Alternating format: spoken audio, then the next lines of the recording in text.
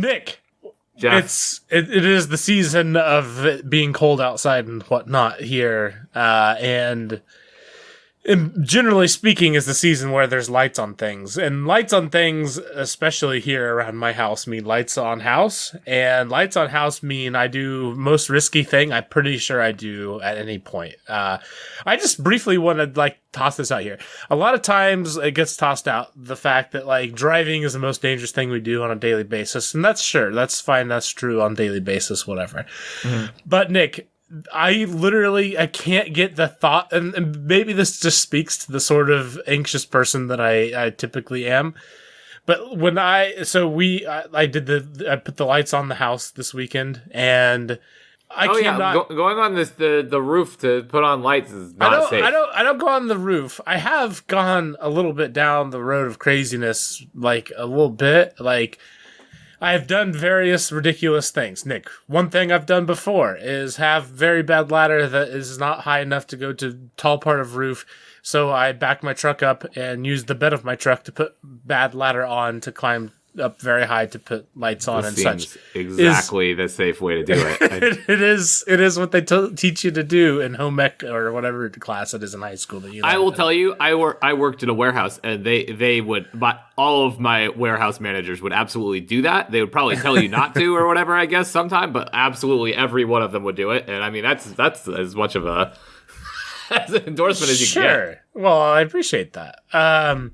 But no, so recently, not recently, last year, I bought very, very big ladder. Still not quite big enough to get to the highest peak where I put the Christmas lights on. Mm-hmm. And Nick, so I still do the back of my truck up and use it to put the ladder on. It's just slightly safer ladder nowadays. Okay. But that's good. when I'm up there, legitimately, there is a 100, over the big part of the thing that's over my driveway, a 100% chance that I would die if I fell. It's not very often that I do a thing where if I sneeze real bad right now. I think about that.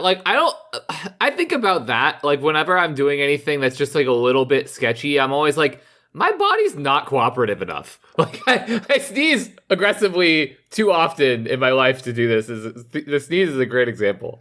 I watch your crazy little downhill biking things, and I'm yeah, I wouldn't do that. That's stupid. That's way too risky. But then here I am, climbing up on this ladder. If Jen wants me to get up on top of a roof to put on lights, I'm going to be that's a bad idea. This is how I die. Oh, man.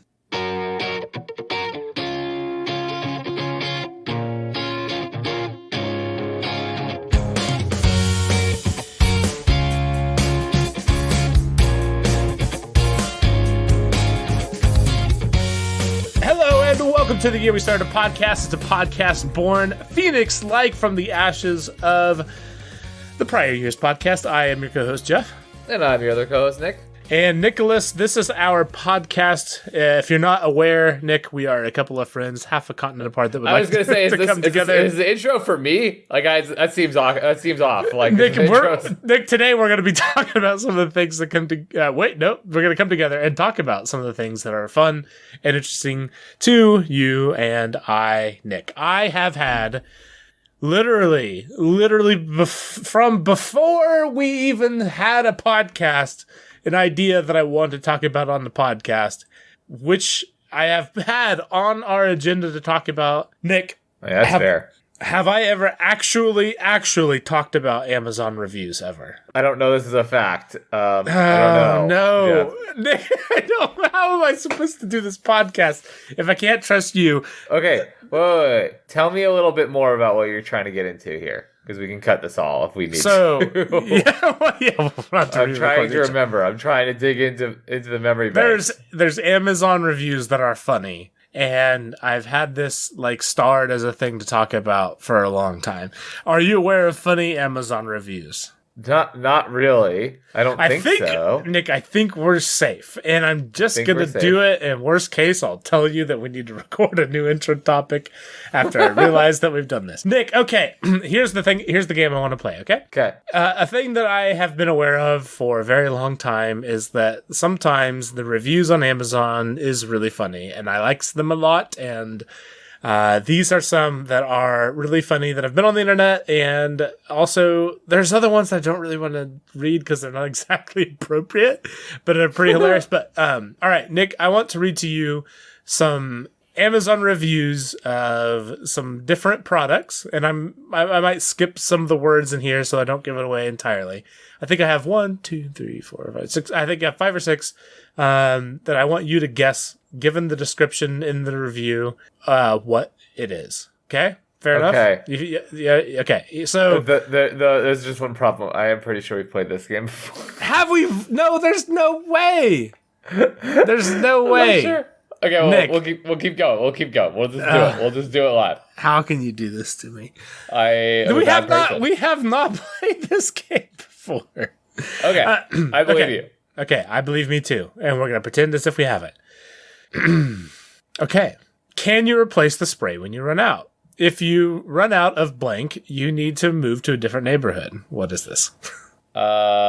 This is bear spray? Bear spray. It's not bear spray, it's pepper spray. I am doubting myself ever so slightly that maybe we have done this before. Well, I haven't done that one before because that doesn't remind me of anything. The pepper spray comment doesn't remind me. But I will say pepper spray is a good answer. Bear spray is a funner answer, actually. I do feel like bear spray is a better answer. I feel like I was close, and also I invented a better scenario, so I win. I win round 1. I am the winner.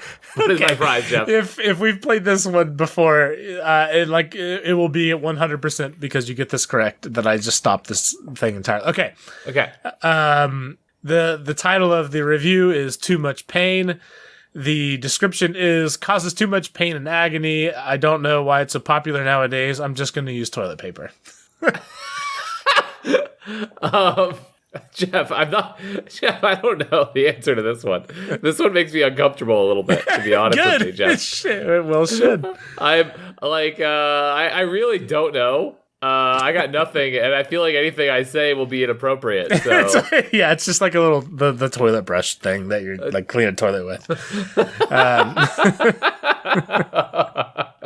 It's pretty good. I'm just gonna stick with toilet paper. Yeah. Okay, next one. I ordered this when I was drunk because I thought it was a giant ice cream sandwich. What looks like a giant ice cream sandwich? And where can I get one? I have no answer for this either. Okay, I'll send this one to you on the Discord, and you can tell us what it is. Hold on just a second. It's a mattress.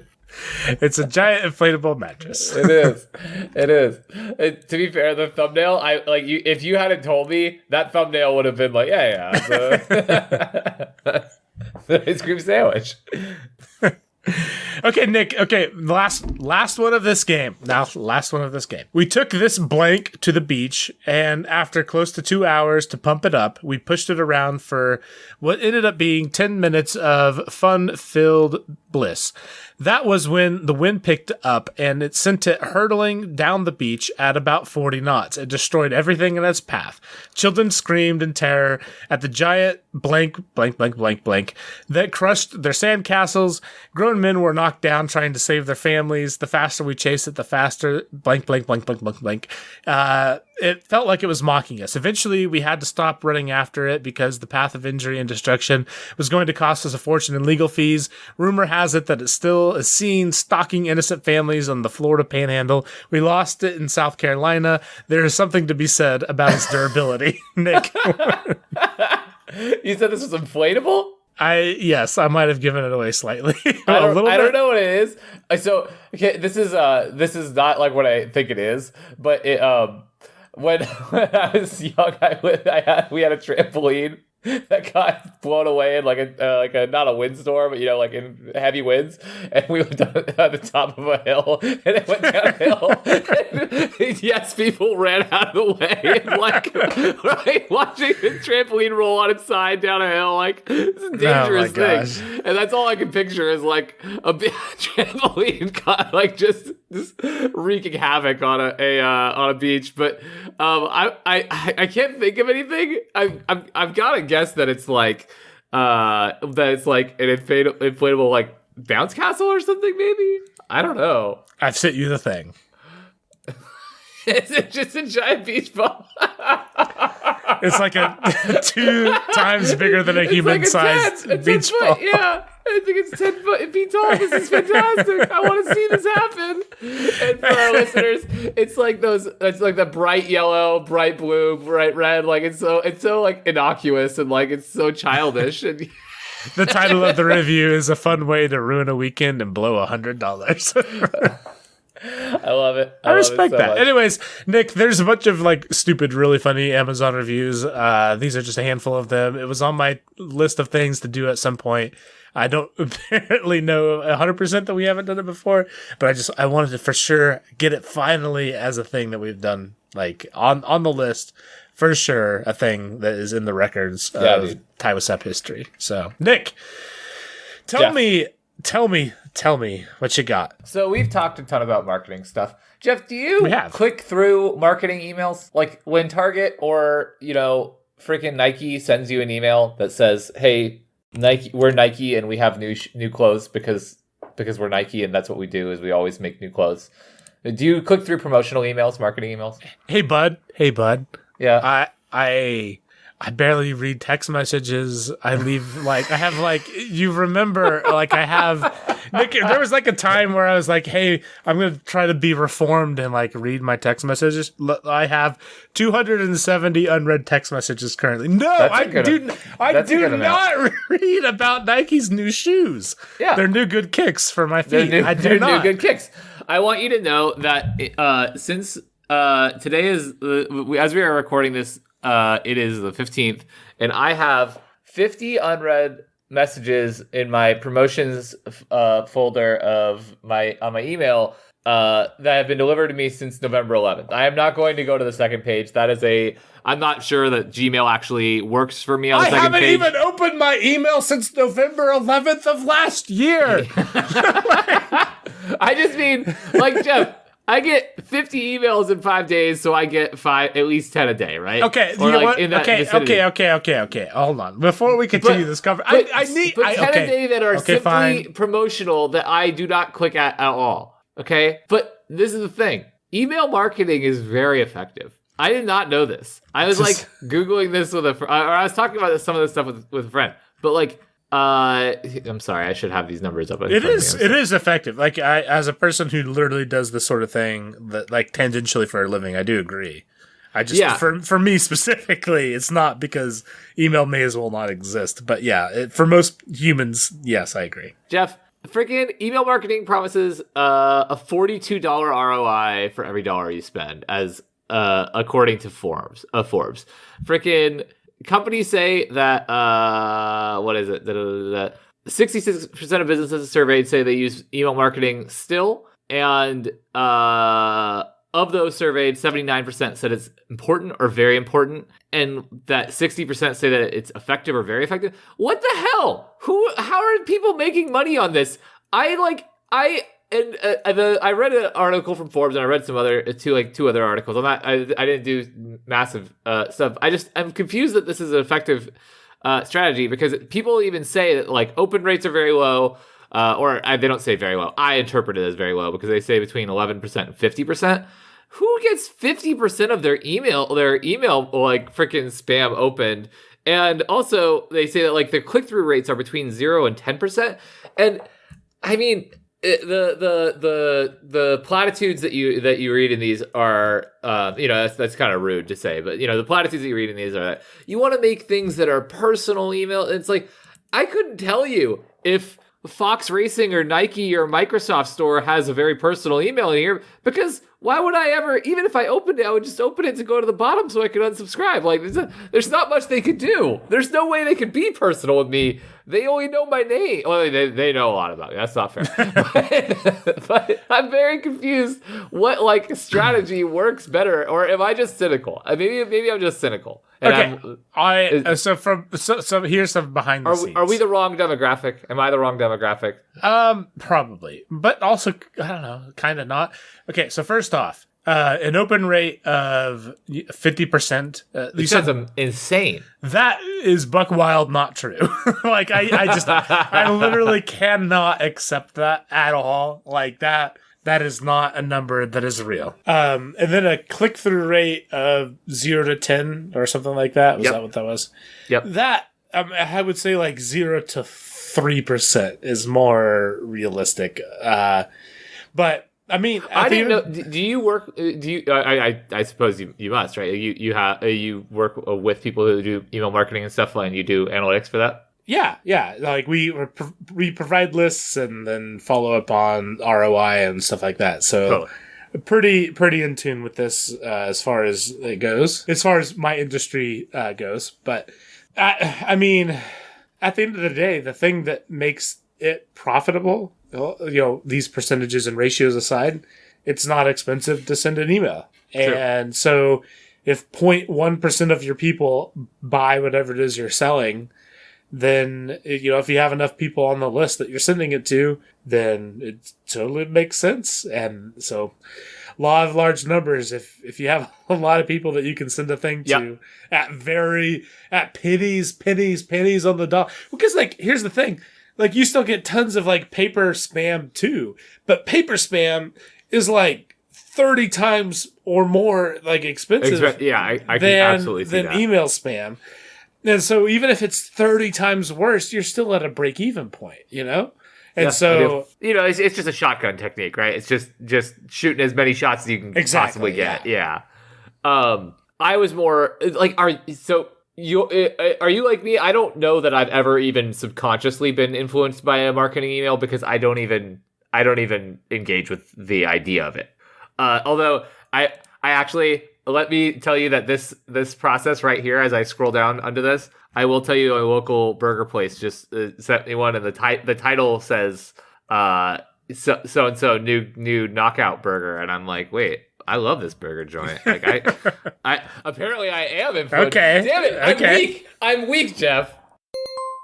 Okay, Nicholas, I would like to talk to you about a thing I know a little bit about this time, where I didn't actually have to Google everything that we're talking about. Okay.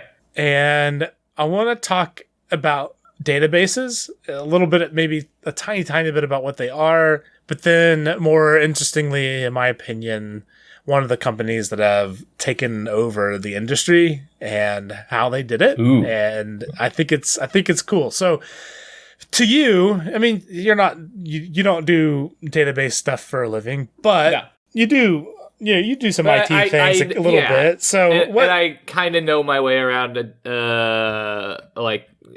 basic MySQL stuff or whatever. Okay, so, yeah. So go ahead. No, you. I was just saying. So MySQL is a flavor of different softwares out there in the world that are database options. MySQL is really popular because it's free. There's SQL Server, which is really popular because it's Microsoft. Yep. And we'll get to the one I want to talk about, which I consider to be, well, actually, we don't with no spoilers. So no spoilers. So databases have been used for a really long time, definitely before even computer times, not necessarily in the same sense, but there's always been things that have been lists or just a compilation of data that's been kept record of. Honestly, that's what it comes down to. It's keeping a record of stuff. So, you'd have, even way back in you'd have shift or you'd have ship manifests, all the things. Here's all the things on the ship. Here's all the things that we've delivered. Here's what we got paid for them. And you keep track of that. I mean, accounting is a really good reason to have all this stuff. You always want to keep record of all the things that you've sold and bought and all your, just where you are financially. That's always been a thing that people have wanted to keep track of. Yep. And so it's not super surprising that when computers started to roll around, storing that stuff on something that wasn't just, paper and pen became really attractive. And we just basically took what our paper and pen versions of things were and converted that to a digital version. So before, when we would want to keep track of our accounting records, we would take our accounting records and literally just type them into a computer, which was convenient because then you could print them off, or you could edit them, or you could, later on add them together or whatever. Like it all had lots of benefits that were better than just the old paper versions, but more or less they were the exact copies of the paper versions, just in digital form. Right. Which isn't bad. It's not to say that it wasn't useful, but it wasn't what we know today to be the benefits of databases.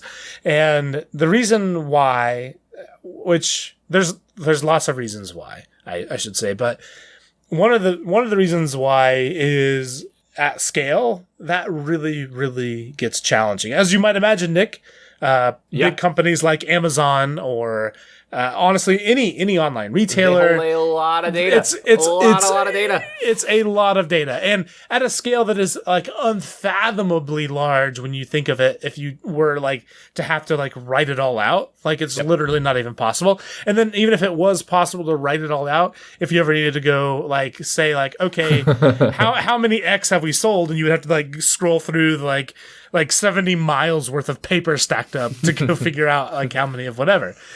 And so Can like you imagine Amazon's freaking records if it was all like in a hard copy someplace, like freaking Jeff, the amount of stuff that Amazon sells. I buy so much damn Amazon crap, and there's 300. We've already talked about that, but 300 million Americans. I actually went kind of down that road for a little bit to like give a good word picture of like how huge the amount of data like major companies would have, or how much we have collectively as Americans or in the world or whatever. And it's really hard to get a sort of actual feel for that. The answer is unimaginably huge. Yes. It is unimaginably huge, the amount of data that we store.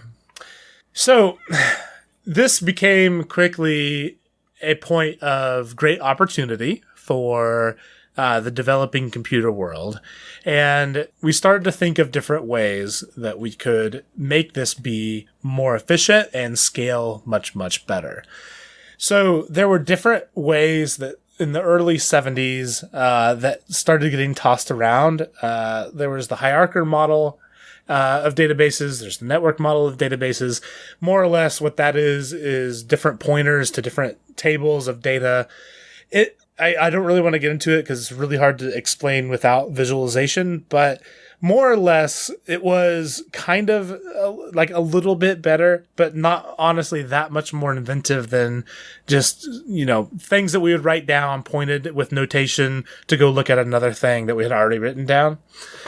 It was actually in the early 70s, like when those sort of things were starting to take off, that an employee from IBM had a theory about relational databases. And I'm curious, as a person who's vaguely in the I've only ever, and I'm a total novice, but I've only ever done anything with relational databases. I've never done NoSQL. Okay. I've never done hierarchical or object oriented. I don't know if there's any other ones besides that. Yeah, there are, but like definitely relational databases are The norm, right? Yeah, like not to spoil anything to go ahead, but I'm glad to know that as a person currently going through school, that is a common thing that you're just really familiar with, even though you're not going for data science or whatever as a degree. So, to explain what relational databases are, like the concept, it is if you have, like, using our example of, let's just say you're like a retail store and you have a product that you're selling. You definitely want to have like a table where you have your product, all the things that are like that make up that product, maybe how much it sells for and how many you've sold it for, like as a thing that you would care about. But that gets really challenging if you change the product name, or you change the different components of that product, or you change the price of that product. And what became really, really clear was it would be a lot easier if we separated these different components out into different tables and then just related them together. So if you wanted to change the name of a product, You would only change it in one place. It would be the actual, like the normal product table. Like you would just change the name of the product, and then all of the queries that would be pulling that in would then now pull in dynamically the new product name. Similarly, like if you changed what the components of a product were, you would just change that in the quote unquote product component table, and then dynamically whatever queries you had would dynamically pull in.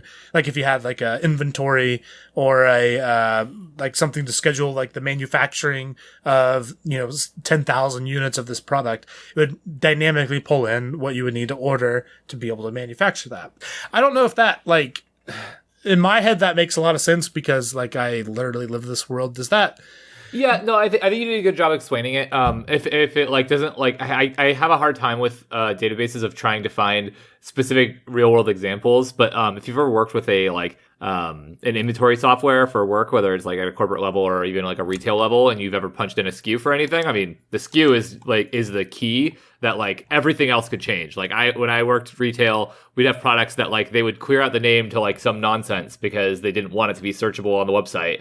And even then, you could still find that same product with the SKU if you knew the SKU, or if the SKU is saved somewhere. And that's a perfect example of like the SKU is how like held the table, and everything else underneath it was just a part of the table, and you could always relate back to that SKU.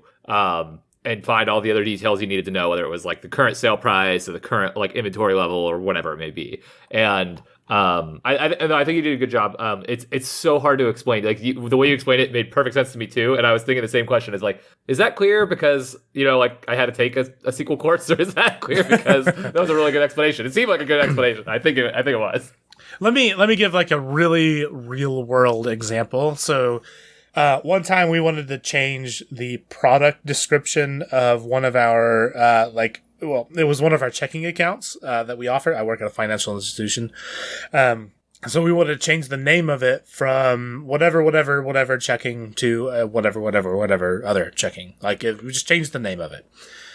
That name was it, like if you were to go on our website, if you were to go in your online banking, if you were to go on to like your printed off paper statements, if you were to go onto your checkbook, like that thing was everywhere. Like that thing propagated to a bazillion places. Honestly, like an unimaginable number of places. The name of that product was on stuff, and to change the name of that in reality was literally a single line of script to change one row in a database, because everything referenced that single row in that database. So by making a single change to a single row in a database, we changed thousands and thousands of things. Just being able, like that is the scale that a relational database has. Because everything is just a code that references that particular line in that table, which then has that name, and then we can reference that name to do all these things. So we just changed the name, and then everything that referenced that code is now referencing that name, and then you're good to go. Like for literally like no work to change it in thousands and thousands of places. So that's the idea behind a relational database. So, Ted Codd was the guy who came up with that idea. He worked for IBM. IBM had their own thing that they were working on at the time. They were a little bit slow on the uptake on the idea of a relational database because of that, which introduced like an interesting gap in the market, because they definitely, like, he and another coworker of his actually like really were like trying to evangelize this idea. Like they really believed in it, and like would give talks and write papers and whatnot. And it started to catch on. There were a couple of companies that started to do it. There was a guy, Larry Ellison. He worked at a company, like at a tech company briefly, eventually quit and started a tech startup with him and a couple people that he had worked with at his previous company. It was called Software Development Laboratories. And this was kind of in this weird vacuum of there's a really great idea, but nobody's really doing a great job about it with the relational database stuff. They originally did like contract work for different companies. One of them was the company they had quit for, but ended up growing a lot bigger. And then they decided to stop all that and just start working on creating their own software to develop this idea of a relational database and sell it at scale. And turns out, Nick, it worked really, really well. This is the story. The name Larry Ellison is not gone from the world. So I figured when you started the story that do you know Larry Ellison? So I'm not Googling it. I Cisco, right? Or is it Cisco or is it Oracle? It's Oracle. Oracle. I should have known this. You knew that off the top. I was super impressed. Yeah. I'm terrible. I'll tell you later why I really should have known that. but yeah. I'll tell you one thing. This is not a piece where I say all kinds of nice things about Larry Ellison. Fair. Like, this is not. Yeah, I mean, turns out very well. Again, not to spoil anything. Very rich people. Very, very, very, very rich people sometimes do kind of weird things, and so I don't really want to get into that. This is more of a technical deep dive, but that doesn't sound like rich people. But yeah, okay. Well, we'll get into this. So they started working on Oracle 2, Nick, which you'll note is not a normal thing that you start working on. They started working on Oracle 2 because that sounds a lot cooler than working on Oracle 1, and they figured people will give them more cred if they started working on a product with the version 2 as the tagline at the end of it. This seems legit. So, yeah, they just started working on Oracle 2. And they were right, honestly. Like, they, in the third year, we're talking 1982 money, in the third year of starting this company and starting to focus on creating a relational database company, they had sales of $2.5 million, which is $7 million in today's money.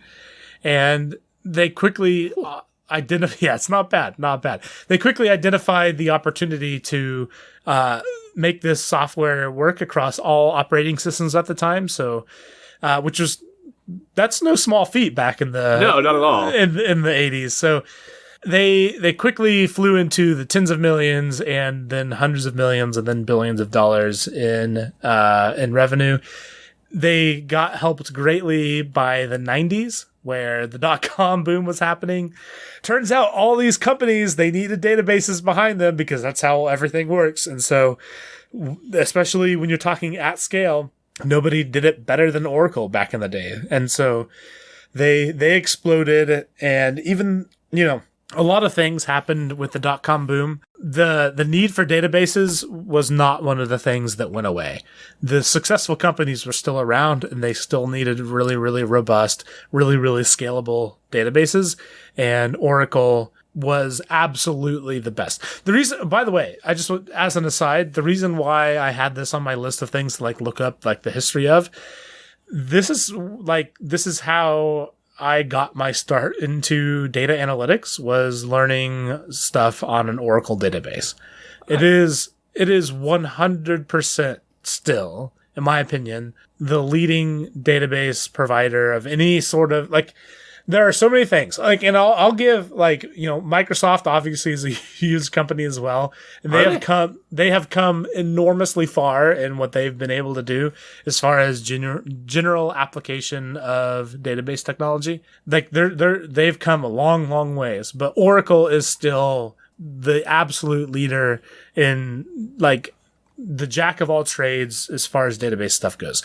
But Nick, here's what gets interesting about Oracle. I'm not sure if you're aware of this or not. Nope, I don't know much about the company at all. Okay, so that's not true. They have the Oracle Arena in San Francisco. Bam! Yeah, that's where the Warriors play. I know a lot. Obviously, you're welcome. We'll get to that slightly. I think maybe not directly, but we'll kind of get to that. So Mr. Ellison, he decides. Making millions and then billions on database software is super cool and all, but he's super interested in buying a bazillion things, and so he buys software companies at a pace that has been unmatched of all tech industry ever. Interesting. The number of things that Oracle has bought over the years is astronomically crazy. So in the early 2000s, Oracle bought PeopleSoft, which was a huge company that had all kinds of different applications that they had developed. They got bought for $10 billion, which was in the early aughts just astronomically huge. Since then, Oracle has bought like over 50 or some odd tech companies. They own all kinds of things. It's absolutely crazy. But it's hard to argue with success because their revenue has gotten absolutely astronomically huge. Mr. Larry Ellison is like when he retired back in 2016 or 14, somewhere around there. From being the CEO of Oracle, he was the 5th richest person in the world. And so obviously, worked out.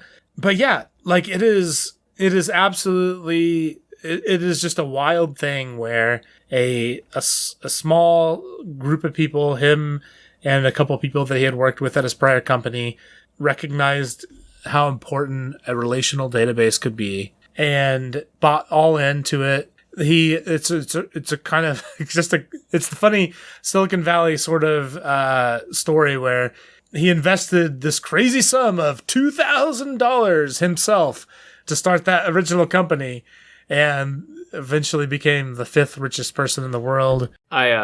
That's risk if I've ever heard it. I mean, you gotta become the 5th richest man of all time or in the world because you put up the risk. You know what I mean? That's why they do it. Actually, the amount that he contributed was $1,200. 2,000 was the combined of the three of them. They were able to scrape too rich for his blood. That's too much risk, dude. You can't risk that kind of stuff on a startup. Like, I mean, come on.